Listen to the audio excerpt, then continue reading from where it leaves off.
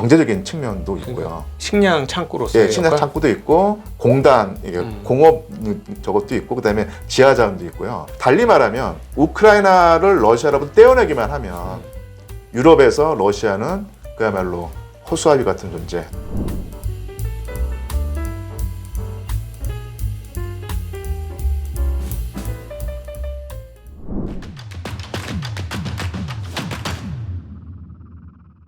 이 상황에서 되게 궁금해지는 부분은 뭐냐면 미국이 예. 사실 폴란드 접경 정도까지만 있어도 되는데 굳이 예. 우크라이나까지를 이렇게 포섭해서 나토 국가로 가질 예. 이유가 있었을까? 무슨 소득이 있었을까? 지금까지 그러니까 그 1991년에 이 소련이 해체될 때 직전에 그 이 독일 통일 문제를 놓고 그 당시 고르바초프 대통령, 소련 대통령과 네. 그 미국의 부시 네. 행정부가 그 협상을 벌이고 타협을 그러니까 절충을 할 때 그 소련이 당시에 고르바초프 대통령이 독일과 그러니까 서독과 독일의 동독의 그 통합을 방해하지 않겠다, 허용하겠다고 했을 때 전제 조건이 바로 그거였죠. 그 유명한 1인치 협정이었습니다. 나토가 있는데 설령 그 동독이 서독에 흡수 통일되더라도 절대로 나토가 동쪽으로 1인치도 전진하지 않겠다라고 하는 약속을 받은 상태에서 그 고르바초프 대통령이 그 결단을 내렸던 것이거든요. 네. 근데 그 다음부터 그 다음에 뭐 그 고르바초프 대통령은 권력을 잃었고 옐친 정부가 러시아에 들어섰고 그 다음에 푸틴 정부가 들어섰는데 한 2단계, 3단계를 거치면서 쭉쭉쭉쭉 이 동쪽으로 나토가 확장이 되었거든요. 네. 예, 그런 면에서 러시아가 엄청난 이제 공포심과 이제 반감 그리고 배신감을 느끼고 있었는데 지금 이제 곽 선생님께서 말씀하신 대로 폴란드라든지 발트의 3국 그리고 뭐 슬로바키아 이쪽까지 그 예전에 그 소련의 유성 국가였던 국가들이 나토에 가입하는 상황을 당시에 그 푸틴 대통령이 어떻게 뭐 사실은 손쓸 방법이 없었고요. 또 하나 그것은 독립 국가의 주권의 문제이니 우리가 문제 삼지 않겠다라고 하면서 그것을 그 문제 삼지 않는 그런 입장을 보였었는데 푸틴 대통령이 그때부터 해왔던 말이 있습니다. 단 두 나라만 건드리지 말라. 그게 바로 벨라루스하고 우크라이나였던 것이거든요. 그러니까 유고슬라비아, 우리가 체코슬로바키아라고 예, 예. 하는 거기까지 진출하는 것까지는 우리가 뭐 국력도 약해졌고 뭐 거기까지는 용납을 하는데 더 하는 것은 실질적으로 우리한테 총뿌리를 들이대는 것이다. 이런 인식이라는 것이죠. 예. 근데 그렇게 그 경고를 하고 러시아가 상당히 그 신경질적인 반응을 보이는데도 결국 미국이 거기 만족하지 않고 우크라이나까지 나토 체제에 편입하려고 했던 것은 그쪽 그 미국을 주도하는 어떤 주류 세력이 러시아를 깔본 측면도 있고요. 네. 그리고 이 팽창의 어떤 그 모멘텀이라고 할까요? 쭉쭉쭉쭉 밀고 나갔는데 우크라이나라고 해서 배제할 까닭은 없었던 것이고 거기서 또 그 브레진스키라고 하는 예전 냉전의 어떤 책략가가 있었는데 그러니까 이분이 책에서 그런 말을 했죠. 우크라이나 없이는 러시아는 제국이 될 수 없다. 그런 말을 했거든요. 제국이라고 하는 표현이 이제 어떻게 말하면 강대국, 지역의 패권국이라는 것일 텐데 그러니까 러시아가 나름대로 강력한 국가이긴 하지만 더 큰 제국이라고 하는 이름이 붙을 만큼 강력한 강대국이 되기 위해서는 반드시 우크라이나가 러시아의 일부 내지는 어떤 그러니까 이 세력관 안에 들어가야 한다는 것이었습니다. 왜 그럴까요? 일단 뭐 우크라이나 가진 어떤 그 뭐랄까요 경제적인 측면도 있고요. 식량 창구로서 예, 식량 창구도 있고 그다음에 그 공단 이게 공업 저것도 있고 그다음에 지하 자원도 있고요. 또 하나 그 심성의 측면에서도 사실은 그 러시아라는 나라가 동슬라브인의 맏형격인 나라거든요. 동슬라브인의 어떤 한 국가였었는데 동슬라브인의 발상지가 바로 우크라이나 키우입니다. 그때는 이제 뭐 오늘날처럼 벨라루스, 우크라이나, 러시아라는 어떤 그런 구분이 있던 것이 아니라 우리가 동슬라브인이라고 하는 어떤 민족이 있었고 이 민족의 중심지가 바로 오늘날의 키우였었고 여기서 발생한 민족이 바로 우리다라고 하는 인식이 있다는 얘기죠.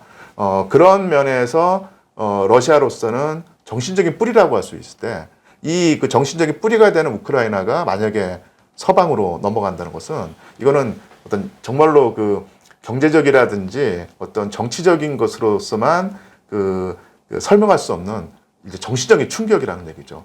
그래서 이게 뭐 이렇게 표현할 수 있을 것 같은데요.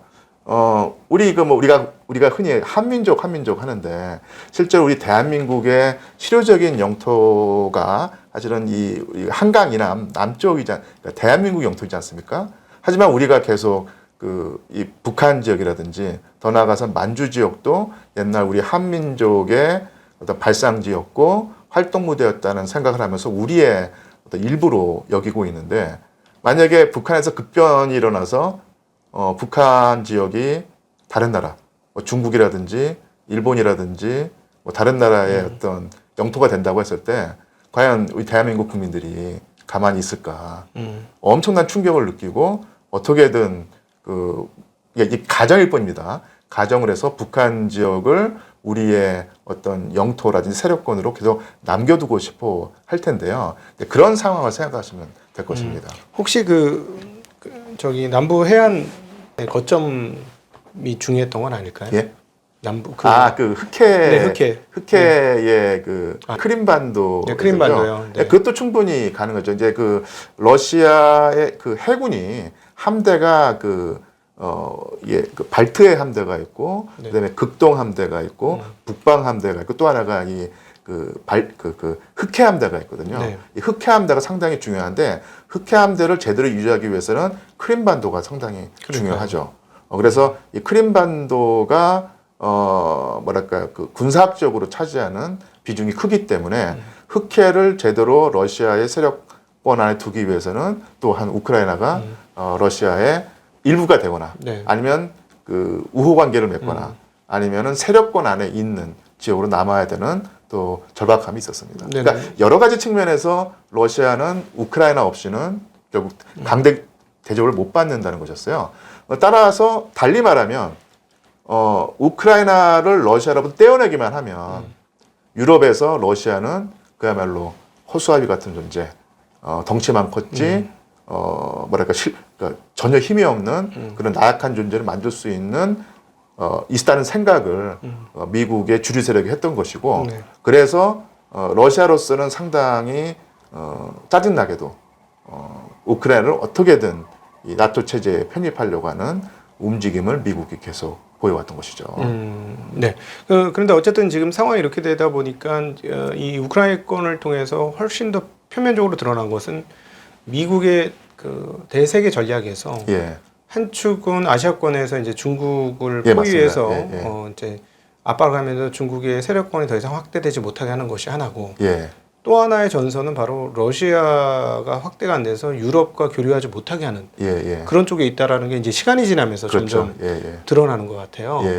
그렇게 결정적으로 느꼈던 게 국제 금융망인 스위프트에서 러시아를 날려버렸거든요. 예, 맞습니다. 예, 그러니까는 지금 당장 중국을 그렇게 할 수는 없지만 미국의 어떤 의도, 만약에 미국의 어떤 세계 전략에서 이게 방해가 된다 그러면 러시아에 했던 것 같은 행동을 중국에도 할 수도 있겠구나 하는 생각도 가끔 해보거든요.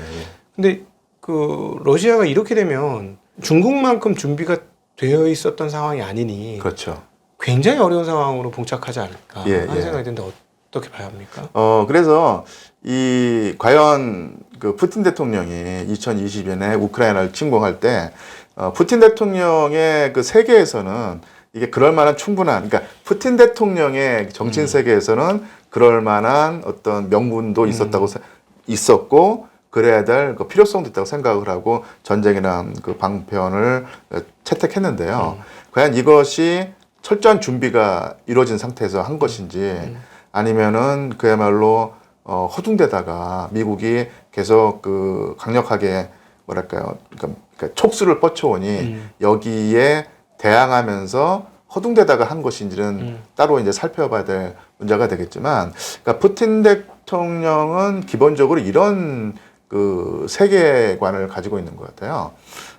미국의 일극 체제가 지금까지 관철돼 왔었는데, 미국의 일극 체제는 이게 그 푸틴 대통령이 세계 민주주의라는 표현을 쓰거든요.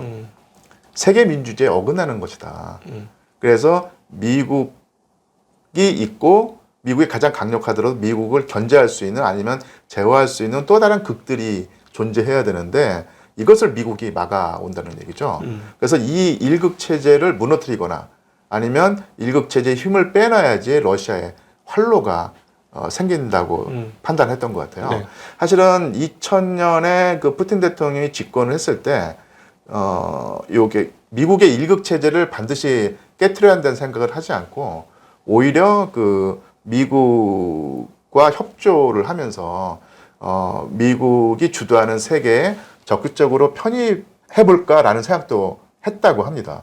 그래서 그러니까 1990년대나 2000년대 초에 러시아를 가보신 분들은 아마 느낄 텐데요. 그 당시에 그러니까 1991년부터 2000년대 초까지입니다. 그 한 10년 남짓한 기간 동안에 러시아를 가보신 분들은 알겠지만 전 세계에서 아마 가장 친미적인 나라가 바로 러시아였을 거예요. 그래서 좀 우픈 얘기긴 하지만 당시 그 러시아 경제가 완전히 망가지고 체제 전환의 격변을 겪으면서 사람들이 고통을 겪고 있을 때 가장 심하게 그 압박을 받던 계층이 바로 여성들이었습니다. 예전에 소련 시대 때는 여성해방이라고 하는 기치를 내걸고 비록 허울 뿐이었지만 어쨌든 간에 여성들의 직업 선택이라든지 처우에서 많은 진전이 이루어졌었는데 소비에트 체제가 무너지고 자본주의, 날 것 그대로의 자본주의가 들어오면서 가장 먼저 일자리를 잃어버리고 가장 먼저 그 뭐랄까 핍박을 받는 계층이 바로 러시아 여성이었거든요. 네. 여성들이 택할 수 있는 방법이 국제 결혼이었습니다. 그래서 많은 여성들이 국제 결혼을 그 선호했었는데 그때 그 뭐랄까요 이게 러시아 말로 그 아메리칸스키 무시라고 하는데 미국인 남편입니다. 미국인 남편을 둔 러시아 여자는 완전히 인생을 바꿀 수 있다라고 네. 하는 그런 식으로 미국인들이 그 선망의 대상이었거든요. 그리고 뭐 여성뿐만 아니라 뭐 청소년도 그렇고 그다음에 그 남성들도 그렇고 미국 것이라고 하면 무조건 좋다고 치켜세우는 그런 분위기였었고 정치권에서도 예전에 그 소련이 미국과 대립각을 세우다가 결국은 무너졌으니 이것은 러시아의 국익에도 맞지 않는다라고 하는 생각이 분명히 있었고요. 네. 그런 면에서 그 옐친 대통령도 그렇고 초기에 푸틴 대통령도 아예 러시아가 나토에 가입을 하겠다. 유럽연합에 가입을 하겠다. 받아달라라고 말을 했거든요. 그러니까 나토라고 하는 그 체제가 사실은 소련의 팽창을 네. 저지한다는 명목으로 만들어진 체제였는데 방위군 체제인 거죠. 예, 그래서 대소련 방위군 맞습니다. 체제. 네. 근데 주적이 바로 소련인데 소련이 이제 해체돼 버렸으니 그리고 러시아가 자본주의 체제, 의회 민주주의 체제로 힘들지만 걸어가고 있으니 나토란 체제가 유지될 필요가 없다. 네. 만약에 유지가 된다고 하면 더 근본적으로 아예 러시아가 모든 과거를 청산하고 나토나 유럽연합에 가입을 해보면 근본적인 유럽의 안보 위협이 사라지지 않겠느냐라고 네. 하면서 여러 차례 그 제안을 했거든요. 푸틴 대통령도 처음에는 친미 노선이었습니다. 그래서 당시 그 미국의 클린턴 대통령이 방문을 했을 때 거듭해서 우리 러시아가 유럽연합 나토에 가입을 하고 싶다. 그러면은 유럽의 그 안보 위기가 근본적으로 해소되니 서로 좋은 것이 아니겠냐 했던 네. 얘기죠. 그렇게 했을 때 클린턴 대통령이 상당히 그 푸틴 대통령과 만난 자리에서는 상당히 전향적인 자세를 보면서 그거 좋은 아이디어다라고 했는데 클린턴 대통령이 미국 가서 미국 의회에서 이제 깨진 거예요. 미국 의회에서 아니 그 러시아 말을 어떻게 믿느냐, 푸틴 대통령의 말을 어떻게 믿느냐. 저 사람들은 늘 항상 거짓말만 해왔고 속박같이 다른 사람들이니 그 유럽연합 나토에 가입하겠다는 하는 것도 사실은 일부 술수일 뿐이다. 거기에 순진하게 넘어간다라고 하면서 그 클린턴 대통령이 엄청나게 비난을 했고 클린턴 대통령이 그 푸틴 대통령과 했던 얘기가 없는 것으로 돼버렸거든요. 네. 그러니까 이런 식으로 푸틴 대통령 입장에서는 상당히 그 추파를 던지고 그 전향적인 자세를 보였는데 그때마다 번번이 그 찬바람을 맞으면서 어느 순간부터는 러시아가 서방에게 잘 보여서 우리의 그 운명을 바꿀 수 있다는 것은 잘못된 생각이었다라고 하면서 네. 등을 돌려버린 것이죠. 아시겠지만 그 연인이 서로 이제 어떤 그 뭐랄까 썸 탄다고 할까요? 썸 네. 타든지 아니면은 상당히 자기의 어떤 속마음을 드러내면서 구애를 했는데 보기 좋게 퇴짜를 맞으면 그 다음부터는 이제는 모든 그 좋은 감정이 사라지고 네. 악만 남고 네. 뭐랄까요 그 악감정만 남게 네. 된다는 얘기죠. 근데 그런 측면에서 보면 예. 러시아의 두 번째 구애는 독일을 중심으로 한 유럽이었지 않았을까 하는 생각이 듭니다. 왜냐하면은 이번에 이제 이 전쟁 나면서 제일 빨리 무너진 게 바로 이 가스관이 무너졌는데 그렇게 따져보면 독일도 러시아를 별로 나쁘게 생각하지 않았고 사실상 독일과 러시아는 최고의 숙적이잖아요. 제일 큰 적이 독일하고 러시아인데 저 동네에서는. 근데 그들이 둘이 손을 잡고 서로 간에 에너지를 싸게 공급해주고 그래서 독일은 또 에너지를 받으면서 자기네 그 어떤 발전을 꾀하고 이랬는데 이거를 미국이 굉장히 눈에 가시처럼 여겼던 것 같아요. 예, 맞습니다. 지금 곽 선생님께서 중요한 포인트를 짚으셨고 경제 측면에서 핵심을 잡으셨는데 저는 역사학자니까 조금 더 이제 더 길게 과거를 들여다 보면은요. 말씀하신 대로 독일과 그 러시아가 이제 숙적이었는데 더 크게 보면은 사실은 그 숙적 관계가 된 것이 그 19세기 그 말엽이었거든요. 그 전까지 러시아와 독일은 정말로 우호 관계였습니다. 그러니까 일단 그 러시아가 서구와 근대화를 한다고 했을 때 어떤 롤 모델, 그러니까 모델이 되는 국가가 바로 이제 프로이센 독일이었고요. 지금 그 러시아의 뭐 귀족 집안이라고 할까요? 잘 나가는 집안 중에 그 독일 계통이 많이 있습니다. 그러니까 러시아가 근대화될 때 독일에서 건너가서 그런 근대화를 이끌었던 사람들이 러시아 귀족이 됐었던 것이고요. 가장 또 그 근본적이라기보다는 가장 그 잘 드러나는 사실이 러시아 황실은 그 19세기 이래로요. 항상 그 황태자비를 구할 때 독일의 공주를 구해왔어요. 그래서 러시아인 황태자와 독일 공주 출신의 황태자비가 결혼을 하게 되면 다음에 태어나는 황태자, 이제는 황제는 2분의 1이 독일 피 아니겠습니까? 근데 또 거기서 독일 공주를 구해오면 답은 4분의 3이 독일 피가 될 것이고요. 그래서 그런 과정을 100년, 150년 거치다 보니까 1917년 혁명이 일어나기 전에 로마노프 러시아 황실의 황제들은 사실 핏줄로는 다 독일 피였던 거예요. 그래서 러시아와 독일이 항상 우호 관계를 맺었었는데 19세기 그 말엽에 독일 황제가 그 비렐름 2세라고 하는 황제가 나타나는데 이때 외교 혁명이 일어납니다. 그러니까 유럽에서 원래 독일과 러시아가 항상 우호 관계고 동맹 관계였는데 거기서 비렐름 황제가 판을 깨버리고 러시아와 동맹관을 깨버린 거예요.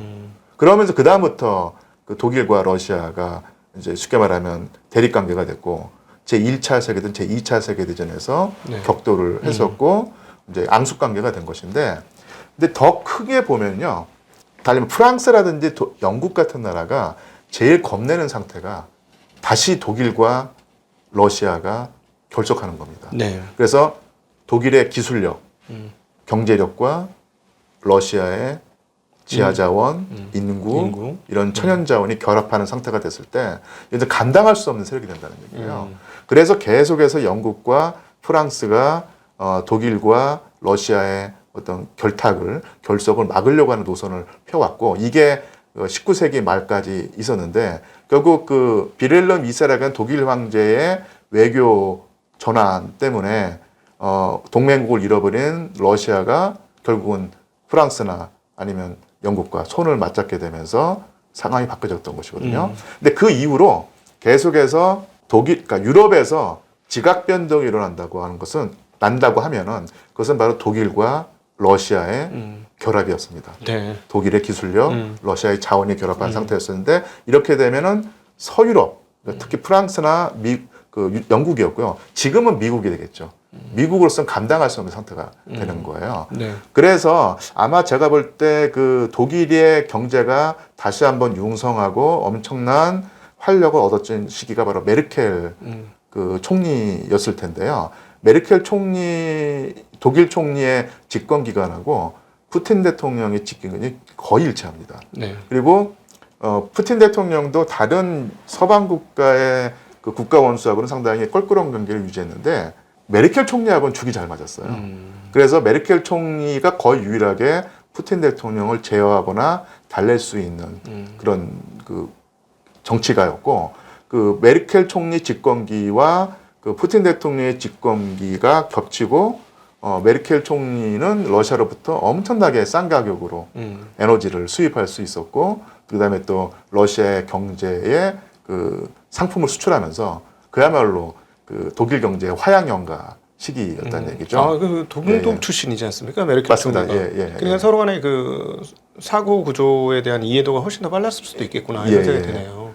그래서 이 메르켈 총리와 그 푸틴 대통령이 상당히 그 케미가 잘 맞는 사이였는데, 이게 그 직접적인 연관이 있는지 아니면 우연의 일치인지 모르겠지만 메르켈 총리가 은퇴하고 나서 독일과 러시아의 관계가 이제는 긴장 관계를 타게 됐고요. 관계가 소원해졌죠. 그래서 미국 같은 경우가 계속해서 항상 그 유럽에서 미국의 영향력을 유지하고 키우기 위해서는 독일과 러시아가 결속하는 이런 사태를 막아야 된다라고 생각을 해왔던 것이고, 메르켈 총리가 거기에 일정하게 어깃장을 놓는다고 할까요? 아니면 견제를 해왔었는데, 메르켈 총리가 물러난 상태에서 좀 숄츠 총리인가요? 그러니까 이 숄츠 총리는 메르켈 총리와는 결이 다르기 때문에 러시아와 대립각을 세우고 미국과 이제 더 밀접하게 연관이 되고 했었고요. 기억하시겠지만 전쟁 초기에 북해의 그 천연가스 제이 노드스트롬, 노르드 스트림이 노르드 스트림인가요? 그러니까 그 파이프가 파괴됐었는데, 네. 그때는 뭐 여러 가지 말이 있었지만 지금은 아마 거의 모든 분들이 미국의 그 작품이다, 내지는 아니면 우크라이나 작품이다라고 하면서 처음에는 러시아의 소행이라고 의심을 했었는데 러시아의 소행이 아닌 것은 거의 확실해졌고요. 그렇게 됐을 때 가장 큰 타격을 받는 나라가 바로 독일일 텐데, 네. 독일이 만약에 우크라이나 소행이라고 하면은 우크라이나 정말 괘씸할 것이고, 미국이 그 파괴했다고 했어도 정말 그 끌어오를 텐데 지금 지그시 참고 있는 상황이죠. 그래서 이런 어떤 그 역사적인 어떤 상황이라든지 아니면 최근에 무슨 그 파이프라고 해야 되나요? 네. 그 파이프의 그 파괴라고 하는 것을 대처하는 입장에 봤을 때 이것이 결국은 러시아와 독일의 결합을 깨려고 하는 어떤 그런 더 큰 프로젝트의 일환일 수 있고, 실제로 그 이후로 러시아와 독일의 관계가 더더욱더 나빠진 것은 사실이죠. 그럼 미국이 그걸 아까 말씀하신 프랑스, 영국도 싫어한다고 했지만 미국도 독일과 러시아의 결합 또는 그 친선 관계를 결코 좋게 봤을 리는 없겠다. 그렇죠. 네. 아마 그 독일과 러시아가 행여라도 다시 결속하는 상황이 나타난다면 미국으로서는 그 유럽에서 엄청난 그 발판을 잃어버린 것이 될 수 있고요. 미국의 영향력이 급정직할 가능성이 있습니다. 그렇기 때문에 더더욱더 그런 사태를 막으려고 하겠죠. 예를 들자면은 이렇게도 표현할 수 있겠네요. 아시아에서 중국 하나 제어하기도 힘든데 유럽에서 독일하고 러시아가 쿵짝쿵짝이 잘 맞아가지고 뭐 새로운 강호로 등장을 하게 되면은 또 다른 세계 패권주의자가 하나 더 생기는 그런 국면이 연출되니 미국으로서는 더 이상 볼 수 없다. 그래서 그 바이든 행정부가 좀 있으면 이제 끝나게 되겠지만, 그리고 그 다음에 어떤 그 당이 집권을 하게 될지는 또 우리가 좀 상당히 좀 뭐랄까요, 그 예측하기 힘든 상태가 될 텐데, 바이든 행정부는 어쨌든 간에 기본적인 노선이 지역 강자를 허용하지 않겠다. 동아시아에서는 중국이 자기네들이 설정해 놓은 선 이상으로 커서 미국의 영향력을 갉아먹는 상황을 좌시하지 않겠다라는 어떤 그런 그 생각을 했고요.